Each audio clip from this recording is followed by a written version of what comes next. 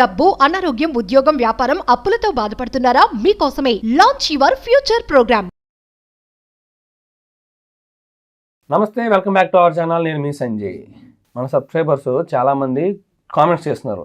ఏ రకంగా అంటే, సార్ నేను ఎవ్రీ మంత్ ఎస్ఐపి చేయలేను, లంసంగా పెట్టుకుంటే ఎట్ టైంలోని, అది ఏ టైంలో పెడితే బెస్ట్, ఏ టైంలో ఇన్వెస్ట్ చేస్తే బెస్ట్ అని చెప్పేసి చాలామంది అడుగుతున్నారు. దాని గురించి మాట్లాడడానికి మన ముందున్నారు mutual funds distributor PS Chandrasekhar గారు. ఆయనతో మాట్లాడి కొన్ని విషయాలు తెలుసుకుందాం. నమస్కారం సార్. నమస్తే అండి.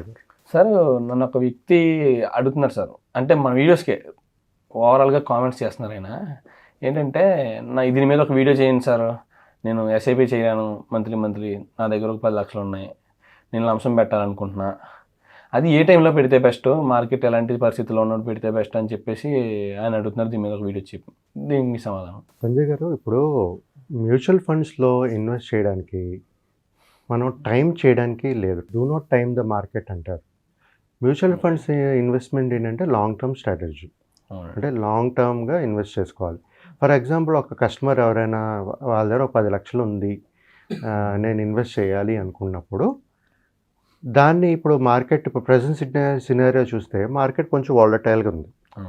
మార్కెట్ వాలటైల్గా ఉంది అన్నప్పుడు ఒకేసారి అంత అమౌంట్ వేసే బదులు ఒక 10 లక్షల్లో ఒక 20-30% లంసం వేసుకుని మిగతా అమౌంట్ వితిన్ 1 year 1.5 yearలో సిప్ అనేది ప్లాన్ చేసుకోవాలండి.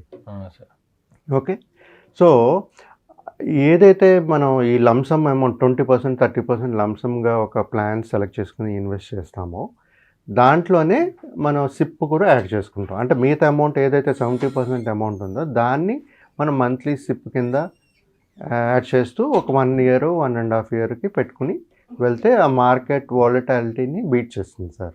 సో ఈ మ్యూచువల్ ఫండ్స్ అనేది ఎప్పుడూ టైమింగ్ చేయకూడదు.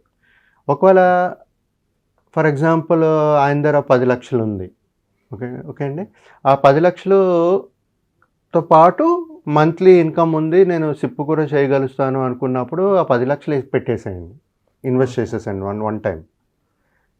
ఎందుకంటే మనం ఇది 1 year 3 months ట్రేడింగ్ కాదండి, ఇట్ ఈస్ లాంగ్ టర్మ్. అంటే కనీసం ఒక 5 years 7 years 8 years అనే ఇన్వెస్టరే మ్యూచువల్ ఫండ్స్లో ఇన్వెస్ట్ చేయాలి.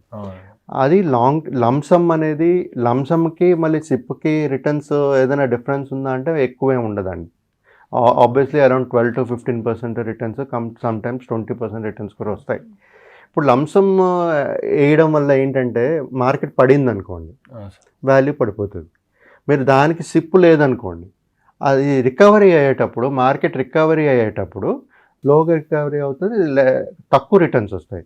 అదే మీరు సిప్ కూడా యాడ్ ఆన్ చేశారనుకోండి అదే ఇన్వెస్ట్మెంట్స్కి, మీ రిటర్న్స్ బెటర్ రిటర్న్స్ వస్తాయి. ఓకే, సో నేను ఏమంటున్నానంటే, ఇక్కడ లంసం ఉంటే లంసం వేయొద్దు అంటలేదు, దానికి సిప్ యాడ్ ఆన్ చేసుకోండి అంటున్నాను. ఓకే సార్, మంచి రిటర్న్. ఇప్పుడు ఆయన ఏమడుగుతున్నారంటే అండి, మార్కెట్ మొత్తం డౌన్లో ఉన్నప్పుడు లంసంగా పెడితే బాగుండదా అని చెప్పేసి ఆయన అడుగుతున్నారండి. దాని గురించి అదే సార్, ఇప్పుడు మనం మార్కెట్ డౌన్లో ఉందని చెప్పి లంసం పెట్టేస్తాం, రేపు మార్కెట్ ఇంకా పడదని నమ్మకం ఉందా? లేదు సార్, చెప్పలేదు. Market is subjected to, mutual funds are subjected to market risk. So పెరగచ్చు, పడవచ్చు. అంటే రేపు పెట్టిన తర్వాత పడితే మన సిప్ యాడ్ ఆన్ చేయట్లేదు కాబట్టి యావరేజ్ అవ్వదు.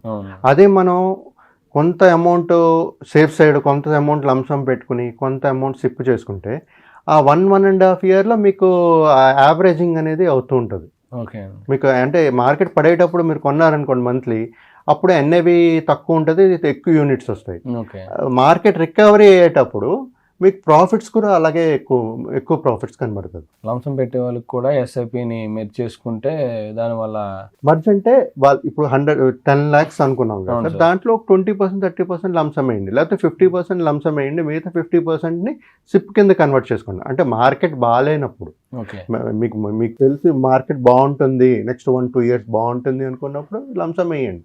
ఇప్పుడు చాలా మంది ఉన్నారండి, లక్షలే కాదు కోట్లలో కూడా వేసేవాళ్ళు ఉన్నారు. మరి అంత డబ్బులు వాళ్ళు బ్యాంకులో పెట్టుకుని కూర్చోలేరు కదా, వేసుకోవాలి. వాళ్ళకి డబ్బులు అవసరం లేదు, 15 సంవత్సరాలు 10-15 సంవత్సరాలు డబ్బులు అవసరం లేనప్పుడు లంసమ్ ఇన్వెస్ట్ చేసుకోవాలి. 30% లంసం అన్నారు కదా, ఒకవేళ లంసం పెట్టాలనుకుంటే 30% ఇలా పెట్టి ఎస్ఐపి చేయమన్నారు కదా మీరు. ఆ 30% లంసం ఏ టైప్ ఆఫ్ సెక్టర్లో పెడితే మంచిది అంటారు? ఇన్వెస్ట్మెంట్స్ అనేది మనం డైవర్సిఫై చేసుకోవాలి సార్. ఇప్పుడు ఆ పర్సన్ రిస్క్ అప్టైట్ బట్టి ఆయనకి ఎంత సమయం ఉంది చూసుకుని దాన్ని బట్టి మన లార్జ్ క్యాప్లోనా, మిడ్ క్యాప్లోనా, స్మాల్ క్యాప్లోనా, ఈ 3 కేటగిరీస్ మెయిన్ యాక్చువల్గా. దీంట్ నుంచే తీసేది ఈ sectoral fund, thematic funds, infra అంటారు, ఇది అంటారు, అన్నీ దీంట్ నుంచి వచ్చేవే. సో మనం బేసికల్గా అంటే అది ఎందుకు ఆ ఫండ్స్ వస్తున్నాయి అంటే నెక్స్ట్ 3 years 4 years ఈ సెక్టర్ బాగుంటుంది అనే ఒక ఉద్దేశంతో ఫోకస్ దాని మీద పెట్టి కొత్త ఫండ్స్ తీసుకుని వస్తున్నారు. బట్ జనరల్గా చెప్పాలంటే ఈ లార్జ్, మిడ్, స్మాల్ క్యాప్ కేటగిరీస్లోనే ఉండేవన్నీ. ఓకే. సో నేను చెప్పేది ఏంటంటే లార్జ్, మిడ్, స్మాల్ డైవర్సిఫై చేసుకోండి. థిమాటిక్ ఫండ్స్కి ఎప్పుడు వెళ్ళాలంటే ఎప్పుడైనా market next 2-3 years short term అన్నమాట, అది 3-4 years 5 years షార్ట్ టర్మ్. ఆ ఇయర్లో ఇది బాగా చేస్తుంది అనుకున్నప్పుడు దాంట్లో ఇన్వెస్ట్ చేసుకోవాలి సార్. ప్రతి ఒక్క ఇన్వెస్టర్స్ ఇది చేయలేరండి. చేయలేనప్పుడు వాళ్ళ డిస్ట్రిబ్యూటర్స్ని కాంటాక్ట్ చేయండి, వాళ్ళు హెల్ప్ చేస్తారు సార్. సార్ ఇప్పుడు డైరెక్ట్గా ఇన్వెస్ట్ చేసే వాళ్ళకి స్మాల్, మిడ్, లార్జ్ ఈ మూడింట్లో మీరు ఏది ఎక్కువగా ప్రిఫరెన్స్ చేస్తుంటారు, అంటే రిస్క్ ఫ్యాక్టర్స్ తక్కువగా ఉండేలాగా? అదే సంజయ్ గారు, యాక్చువల్గా మీకు చెప్పాను కదా ఇందాక, రిస్క్ అప్టైట్ చూసుకోవాలని. ఇప్పుడు ఒక 25 years ఇన్వెస్ట్ చేయాలనుకోండి, వాళ్ళకి టైం ఎక్కువ ఉంటుంది, వాళ్ళు ఎక్కువ రిస్క్ తీసుకోగలుగుతారు. అలాంటి వాళ్ళు మిడ్, స్మాల్ క్యాప్కి వెళ్ళచ్చు. ఓకే. లార్జ్ క్యాప్లో అలాగని చెప్పి లార్జ్ క్యాప్లో రిస్క్ లేదని కాదు, లార్జ్ క్యాప్లో కూడా రిస్క్ ఉంది. కాకపోతే ఏ కంపెనీస్ పర్ఫామ్ చేస్తాయి, లార్జ్ క్యాపా, మిడ్ క్యాపా, స్మాల్ క్యాపా అనేది మనం అనలైజ్ చేసుకుని ఆ బేస్ మీద మనం ఇన్వెస్ట్ చేస్తుండాలి సార్. ఇప్పుడు యంగ్ ఇన్వెస్టర్ అనుకోండి, నేను మిడ్, స్మాల్కి చెప్తాను, సజెస్ట్ చేస్తాను. అదే కొంతమంది ఆల్రెడీ సక్సెస్ఫుల్ అయిన కంపెనీస్ నేను దాంట్లోనే చేయాలనుకున్నప్పుడు large cap companies sir. Thank you very much sir. Thank you Sanjay గారు, థ్యాంక్ యూ.